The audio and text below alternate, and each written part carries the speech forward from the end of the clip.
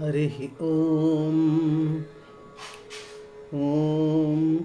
गणानां त्वा गणपतिगुं हवामहे कविं कवीनामुपमस्रवस्तमं ज्येष्ठराजं ब्रह्मणां ब्रह्मणस्पत आनशृण्वन्नोतिभिः सीदसादनम् ॐ श्रीमहागणाधिपतये नमः। प्रणो देवी सरस्वती वाजेभिर्वाजिनीवती धीनामवित्र्यवतु वाग्देव्यै नमः। हरिः ॐ मातृदेवो भव पितृदेवो भव आचार्यदेवो भव अतिथिदेवो भव सत्यं वद धर्मं चर। हरिः ॐ नमः श्री शंकर भगवत्पाद जगद्गुरुवे नमः। ॐ नमो भगवते रामानुजायै नमः। अभ्रमं भङ्गरहितम् अजडं विमलं सदानन्दतीर्थम् अतुलं भजे तापत्रयापहं वादिराजगुरून् वन्दे हयग्रीवपदाश्रयान्। वादिराजकेसरिणे नमः। पूज्याय राघवेन्द्राय सत्यधर्मरताय च भजतां कल्पवृक्षाय नमतां कामधेनुवे। हरिः ॐ नमो वेदव्यास भगवाने नमः। Dear friends, today we will discuss regarding the four great utterances, 4 మహావాక్యాలు గురించి చర్చించుకుందాం. ఈ 4 మహావాక్యాలు శంకర భగవత్పాదుల వారు 4 వేదాల నుంచి సంగ్రహించినవి. శంకర భగవత్పాదులే లేకపోతే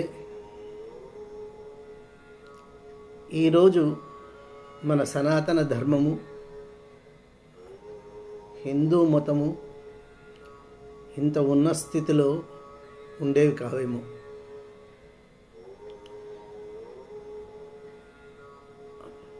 శంకర భగవత్పాదులు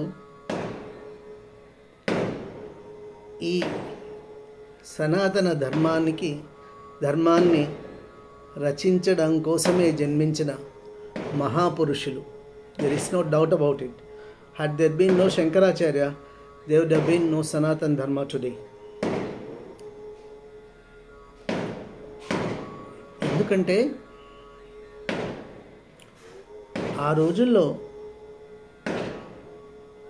నాస్తిక దర్శనాలు అయినటువంటి చార్వాకము, బౌద్ధము, జైనము చాలా ప్రాచుర్యాన్ని పొందుతూ ఉండేవి.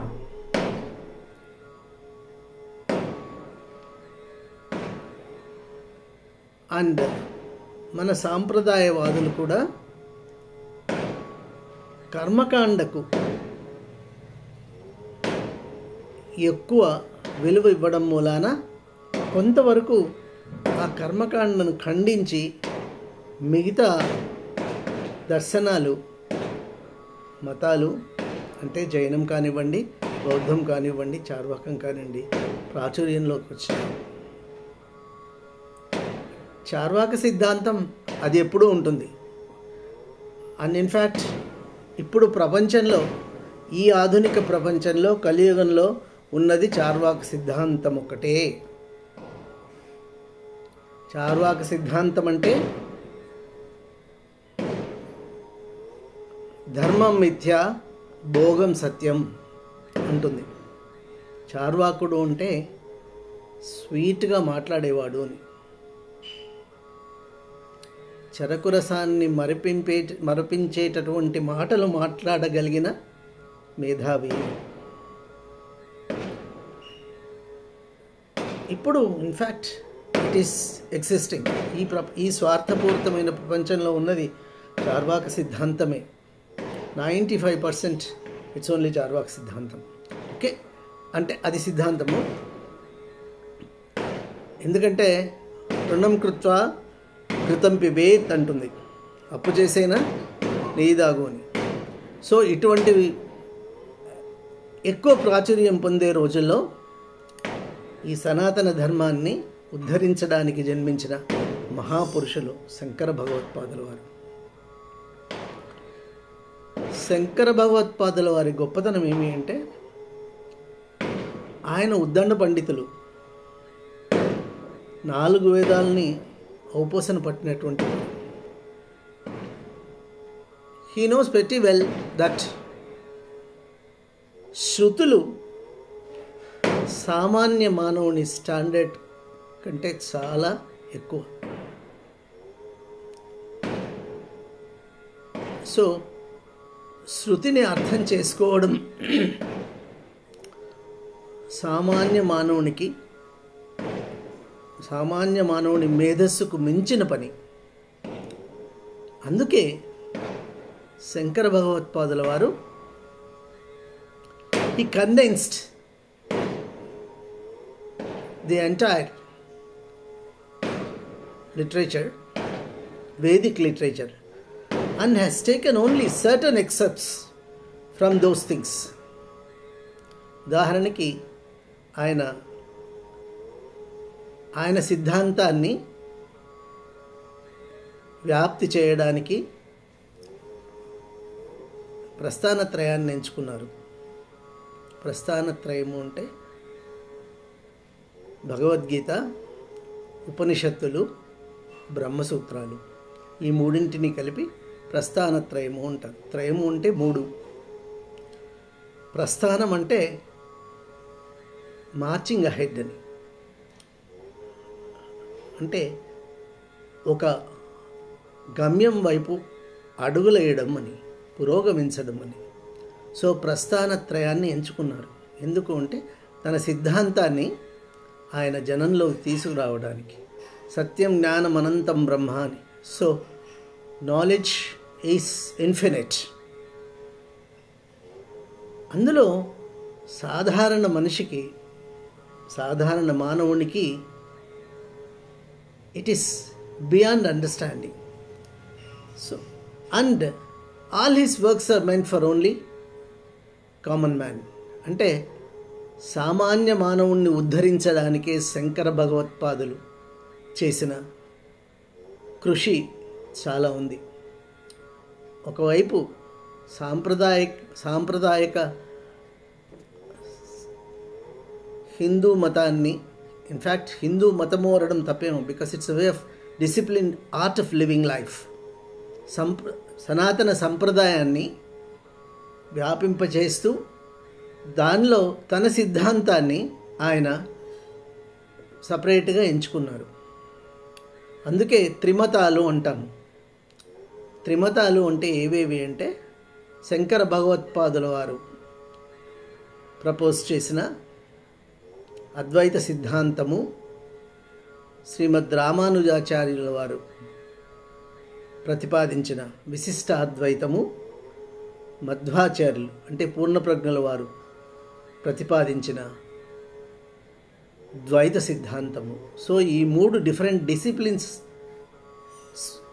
స్కూల్స్ ఆఫ్ డిసిప్లిన్, అంటే 3 త్రిమతాలు ప్రస్తుతానికి చాలా ప్రాచుర్యం పొందున్నాయి. ఇంకో 4-5 మతాలు ఉన్నాయి. ఉదాహరణకి వల్లభాచార్యుల వారి శుద్ధాద్వైతము, భాస్కరాచార్యుల వారి భేదాభేదము, నింబార్కాచార్యుల వారి ద్వైతాద్వైతము, ఇలాంటివి ఇంకొక కొన్ని ఉన్నాయి. కానీ వాటికి అనుయాయులు లేకపోవడం మూలాన, అనుయాయులు మీన్స్ ఫాలోవర్స్ లేకపోవడం మూలాన అవి ప్రాచుర్యంలో లేవు. ఈ 3 సిద్ధాంతాలు బహుళ ప్రాచుర్యం పొందినాయి. ఈ 3 మేధావులే, 3 ఉద్దండ పండితులే. కానీ శంకర భగవత్పాదుల వారు, ఆదిశంకరుల వారు, ఆయన మొట్టమొదటి వారు ఈ సిద్ధాంతాన్ని, అద్వైత సిద్ధాంతాన్ని ప్రతిపాదించి ఈ సనాతన ధర్మాన్ని ఉద్ధరించిన మహానుభావులు శంకర భగవత్పాదుల వారు.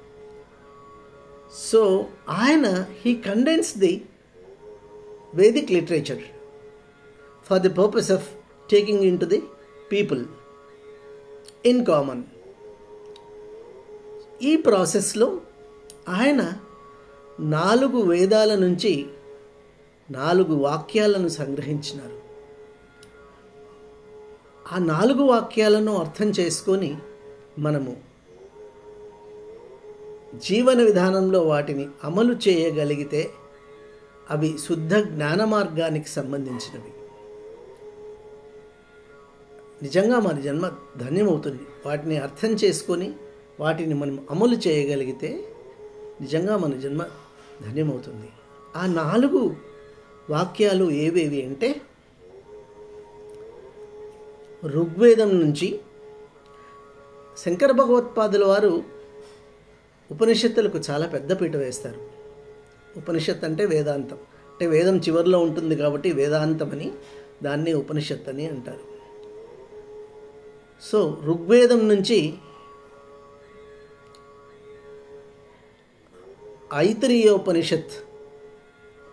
ఐతిరేయోపనిషత్తు నుంచి అహం బ్రహ్మ, ప్రజ్ఞానం బ్రహ్మ అనే వాక్యాన్ని తీసుకున్నారు. ఇది మొట్టమొదటిది. తర్వాతది యజుర్వేదం నుంచి బృహదారణ్యకోపనిషత్తు నుంచి సంగ్రహించబడినది అహం బ్రహ్మాస్మి. మూడవది ఛాందోగ్యోపనిషత్తు నుంచి సామవేదంకు సంబంధించినది ఇది. దాని నుంచి తత్వమసి అనేది సంగ్రహించినారు. నాలుగవది అధర్వణ వేదంలోని మాండూక్యోపనిషత్తు నుంచి అయం ఆత్మ బ్రహ్మ. సో ఈ 4 మహావాక్యాలు అంటారు, శృతి వాక్యాలు. ఈ 4 మీదనే సామాన్యంగా చర్చ ఉంటుంది. Because the entire Vedic literature now is not available. 95% we have already lost. మనకు అందుబాటులో లేదు. ఆ తర్వాత వాటి నుంచి తీసుకున్న ముఖ్య వాక్యాలు, these are the pivotal sentences, pivotal gist rather of those Vedas from which they have been taken. So these 4 sentences are called the great utterances. తెలుగులో మనం మహావాక్యాలు అంటాం. అంటే ఈ వాక్యాలు almost they contain the essence of the Vedas, the Vedas from which they have been derived. అవి ఇంతకుముందు చెప్పినట్టుగానే ఋగ్వేదం నుంచి ప్రజ్ఞానం బ్రహ్మ, యజుర్వేదం నుంచి అహం బ్రహ్మాస్మి, నెక్స్ట్ అధర్వణ వేదం నుంచి అయం ఆత్మ బ్రహ్మ, సామవేదం నుంచి తత్వమసి. ఈ 4 గురించి మనము విస్తారంగా చర్చిద్దాం. ఒక్కొక్క సెంటెన్సే వీ విల్ టేక్. అండ్ మనం ఇక్కడ ఏది తీసుకున్నా కూడా ఈ 3 సిద్ధాంతాలకు అనుసరించి వాటికి ఇవ్వబడిన ఇంటర్ప్రిటేషన్స్తో వీ విల్ డిస్కస్. వీటిలో మొట్టమొదటిది ప్రజ్ఞానం బ్రహ్మ. ఈ ప్రజ్ఞానం బ్రహ్మ అనే మహావాక్యం ఐతరేయోపనిషత్తు నుంచి తీసుకొనబడింది. కోయమాత్మేతి వయముపాస్మహే అంటే పరబ్రహ్మ, ఎటువంటి పరబ్రహ్మను మనము కొలవాలి అని ఒక చోట డిస్కషన్ వస్తుంది. అక్కడ ఋషులు అందరూ కలిసి వేదాలను మదించిన వారు మహామహులు అక్కడ ఐతరేయోపనిషత్తులో ఈ విధంగా చెప్పబడింది. సర్వం తత్ప్రజ్ఞానేత్రం ప్రజ్ఞానే ప్రతిష్ఠితాం ప్రజ్ఞానేత్రో లోకం ప్రజ్ఞా ప్రతిష్ఠ ప్రజ్ఞానం బ్రహ్మ అంటుంది. అంటే ఈ జగత్తంతయు ఏ చైతన్యం చేత ఆవహింపబడి ఉందో, ఏ చైతన్యం అయితే ఈ జగత్తును శాసిస్తూ ఉందో,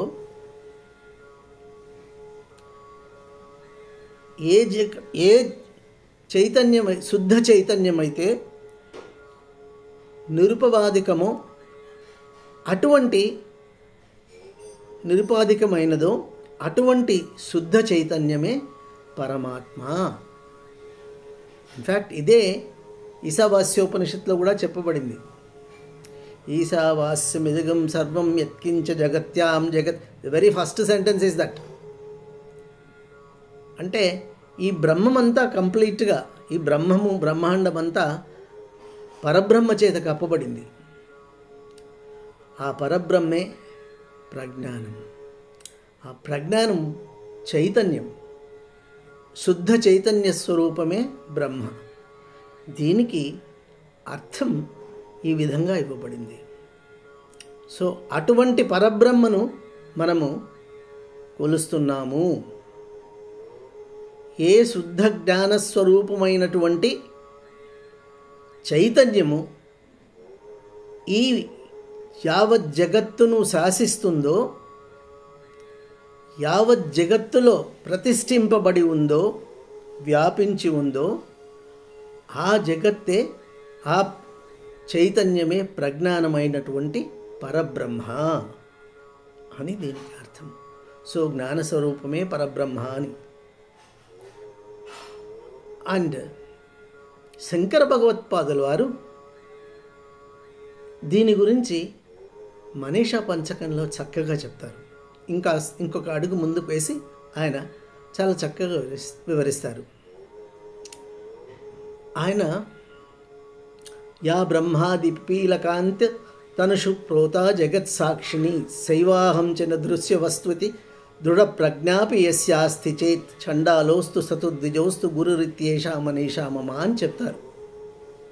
దీని గురించి ఈ నాలుగు వాక్యాలను ఎక్స్ప్లెయిన్ చేయడానికి ఆయన మనీషా పంచకంలో ఎక్స్ప్లెయిన్ చేస్తారు. దానిలో మొట్టమొదటి ప్రజ్ఞానం బ్రహ్మ గురించి ఈ విధంగా చెప్తారు. అంటే ఎవరైతే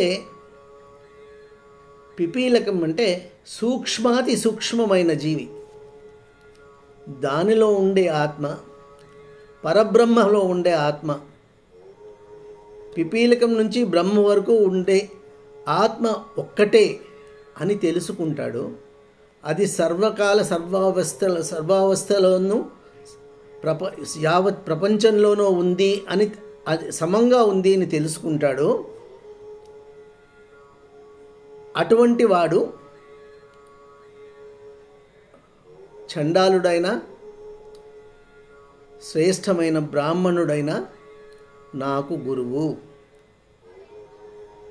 ఇది నా దృఢ నిర్ణయము అని చెప్తాడు. అంటే ఎవరైతే అన్నింట్లోనూ అది చూడగలుగుతాడో అని, అంటే ఈ పరమాత్మస్వరూపమైన ఆత్మను ప్రతి ప్రాణిలోనూ సమంగా చూడగలుగుతాడో అతడు చండాలుడైనా బ్రాహ్మణుడైనా అతడే నా గురువు, ఇది నా దృఢ నిర్ణయము అని చెప్తారు. సో ఇట్ ఈస్ శుద్ధ చైతన్యం, and that remains uniform in every living being. ఇది శంకర్ భగవత్పాదుల ఎక్స్ప్లెనేషన్ రిగార్డింగ్ ప్రజ్ఞానం బ్రహ్మ in Manisha Panchakam. And this is the only sentence which is not disputed by the other two.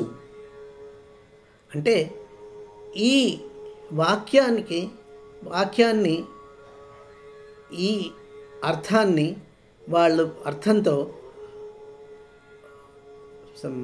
మధ్వాచార్యులు కానీ రామానుజాచార్యుల వారు కానీ విభేదించలేదు. ప్రజ్ఞానం బ్రహ్మ అనే దాన్ని వాళ్ళు యాక్సెప్ట్ చేస్తారు as it is. So there is no dispute regarding ఈ 4 మహావాక్యాల్లో మొట్టమొదటి దాని గురించి మాత్రము డిస్ప్యూట్ లేదు. ద్వైతమైన, విశిష్టాద్వైతమైన అండ్ అద్వైతమైన మూడింట్లోనూ దే యాక్సెప్ట్ దిస్. ఆ తర్వాత బ్రహ్మ విదాప్నోతి పరం అని చాలా వస్తాయి. మిగతా 3 వాక్యాల్లోనూ బ్రహ్మ విదాప్నోతి పరం అంటే ఎవరైతే బ్రహ్మను గురించి తెలుసుకుంటాడో వాడు బ్రహ్మమే అయిపోతాడు అని. అంటే బ్రహ్మను గురించి తెలుసుకున్న వాడికి మోక్షం లభిస్తుంది అని. అండ్ జనరలీ మోక్షము, ముక్తి ఈ 2 జనరల్గా సమానార్థంలో వాడతారు. But there is a little difference between these 2. ముక్తి అంటే ఇట్ ఈస్ లిబరేషన్. మోక్షం అంటే సాల్వేషన్. జీవన్ముక్తి మోక్షం. అంటే మనిషి ఎప్పుడూ తిరిగి జన్మలు ఎత్తుతూనే ఉంటాడు. ఇక్కడ వృత్తబిందు సిద్ధాంతం చాలా బాగా మన ఫిలాసఫీలో చాలా బాగా అప్లికబుల్ అవుతుంది. ఎందుకంటే మనిషి జన్మ ఇట్స్ లైక్ ఎ సర్కిల్, ఒక వృత్తం మాదిరి. అండ్ ఇట్ స్టార్ట్స్, ఎక్కడ స్టార్ట్ అవుతుందో అక్కడే ఎండ్ అవుతుంది. యతో వా ఇమాని భూతాని జాయంతే ఏన జాతాని జీవంతి అంటే ఎక్కడి నుంచి వచ్చినాడో ఎక్కడికి పోతున్నాడో తెలియదు. అది తెలుసుకోవడమే బ్రహ్మజ్ఞానం. This is what Varuna tells Bhrigu. అది తైత్రీయోపనిషత్తులో వస్తుంది, బ్రహ్మ జిజ్ఞాసలో వస్తుంది. So it is a circle. We do not know from where we have come. తల్లి గర్భం నుంచి వస్తాం మనం. Again we do not know where we go. So the circle is complete. వలయం అది టోటల్గా. ఈ సర్కిల్కి ది సెంటర్ ఈస్ అంటే బిందువు. ఈ జీవనం వృత్తం అయితే కేంద్రం బిందువు. బిందువు లేకుండా వృత్తం ఉండదు. And the very purpose of our life, purpose means it is spiritual purpose, is to join with the point, the central point. అంటే ఈ వృత్త వ్యాసార్థాన్ని తగ్గించుకుంటూ మనము ఆ బిందువుతో మమేకమైపోవడమే మోక్షం. అంటే జన్మరాహిత్యం. ఒక సర్కిల్ అయిపోతేనే ఇంకో సర్కిల్, ఇంకో సర్కిల్, ఇంకో సర్కిల్. ఎన్ని వేల జన్మలు ఎత్తుతాడో జీవుడు మనకు తెలియదు. పునరపి జననం పునరపి మరణం పునరపి జనని జఠరే శయనం. భజగోవిందంలో శంకర భగవత్పాదులు అదే చెప్తారు. సో మనిషి మోక్షం ఏమి అంటే, అండ్ మోక్షం అంటే అగైన్ ఇక్కడ 3 సిద్ధాంతాలు 3 రకాలుగా చెప్తాయి. మోక్షం అంటే అద్వైతంలో మమేకత్వం, అంటే భగవంతునిలో కలిసిపోవడం. సాయుధ్యం, శివ సాయుధ్యం అంటారు. అంటే పరమాత్ముడిలో కలిసిపోవడం. సో ఇన్ఫ్యాక్ట్ శంకర భగవత్పాదుల వారి లెక్క ప్రకారం there is no difference there are no 2 entities. ఆత్మ పరమాత్మ అవి 2 డిస్టింక్ట్ ఎంటిటీస్ కాదు. ఆత్మే పరమాత్మ, ఆత్మే పరమాత్మ, పరమాత్మే ఆత్మ. He never considered them as 2 distinct entities. 2 ఒకటే. అందుకే ఇది అద్వైతం. సో అక్కడ సాయుధ్యం అంటారు ఆయన. మోక్షం అంటే సాయుధ్యం అద్వైతంలో. వెరాస్ విశిష్ట అద్వైతంలో శంకర భగవత్పాదుల లెక్కలో భగవంతుడు నిర్గుణుడు, పరమాత్మ నిర్గుణుడు. అందుకే శంకర భగవత్పాదులు ఆత్మబోధలో చెప్పేస్తారు, నిష్క్రియో నిర్గుణో నిత్యో నిర్వికల్పో నిరంజన నిర్వికారో నిరాకారో నిత్యం తస్య నిర్మల అని డిఫైన్ చేస్తారు. ఆయనకి ఏమీ లేవు, రూపం లేదు, రసం లేదు, గంధం లేదు, ఏమీ లేదు అసలు, ఆకారం లేదు. సో ఆయన నిర్గుణోపాసన అయినప్పటికీ, చేసినప్పటికీ ఆయన మరి షణ్మత స్థాపకుడు. ఆయన అందరి దేవుళ్లను ఆయన విగ్రహారాధనను ఎక్కడా ఖండించలేదు శంకర భగవత్పాదుల వారు. అండ్ సో ఆయన లెక్కలో మోక్షం అంటే మమేకత్వం, సాయుధ్యం. ఇక్కడ విశిష్ట అద్వైతానికి వచ్చేటప్పటికీ వీళ్ళ లెక్కలో పరమాత్మ అంటే ఆయన సకల గుణధాముడు, వైకుంఠవాసు. వైకుంఠమే లక్ష్మీనారాయణుల వైకుంఠంలో ఉన్న శ్రీమన్నారాయణుల వారే పరమాత్మ. సో మోక్షము అంటే వైకుంఠాన్ని చేరుకోవడం, వైకుంఠ ప్రాప్తి. చేరి అక్కడ ఆయన్ను కొలుస్తూ ఉంటారు కొంతమంది, వాళ్ళలో కలిసిపోవడం, కలిసి సాలోక్యం వైకుంఠంలో ఉండిపోవడం. అండ్ మధ్వాచార్యుల దగ్గరికి వచ్చేటప్పటికి ఈయన ఫిలాసఫీ ఈజ్ ఎంటైర్లీ డిఫరెంట్. ఆయన ఈసా దాస అంటారు. అంటే టూ డిస్టింక్ట్ ఎంటిటీస్, ఆత్మ పరమాత్మ వేరే వేరే. అండ్ ఈ ఆత్మ